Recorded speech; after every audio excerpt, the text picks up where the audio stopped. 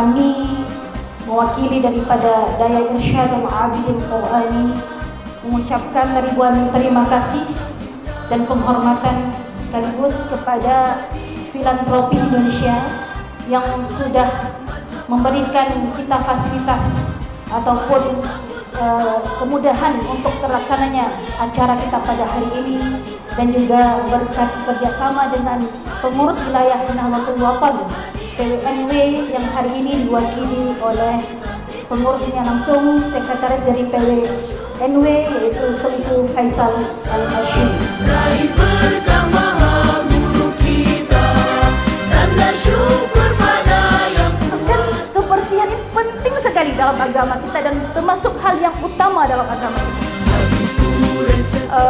Umi mengajak terusnya buat anak-anak kami untuk sama-sama dan terus kita menjaga kesehatan mulai dari diri kita, ya mulai daripada pribadi kita, kemudian juga merangkak kepada kamar kawan-kawan, kita ajak bersama dapur dan sebagainya. bersama Hamzah Wadi kedua.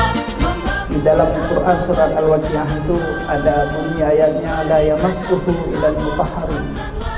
Quran itu tidak boleh disentuh kecuali oleh orang-orang yang suci. Jadi kita tidak akan pernah berkomunikasi dengan Allah, dengan Tuhan kalau kita tidak suci. Jadi perlu sekali menjaga kesucian, kebersihan, kesehatan dan seterusnya. Di dalam berkarya, marilah bersama berdoa mengharap. Nah, tadi yang pertama menggosok kedua tapak tangan, kedua punggung tangan, ketiga selah jari. Selah jari digosok. Setelah bersih, langkah keempat dikunci tangannya, dikunci, kedua tangan saling mengunci dan diganti secara bergantian.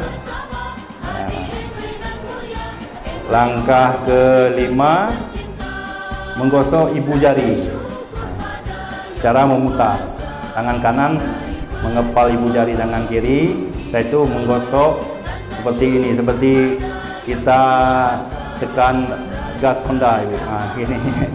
Nah, ini sudah putar. Nah, setelah itu secara bergantian. Secara bergantian kanan. Nah, langkah terakhir adalah ujung jari ditaruh di telapak tangan kiri, ujung jari kanan ditaruh di telapak tangan kiri, diputar secara arah jarum jam sebanyak 3 kali. Nah, 1, 2, 3. Agama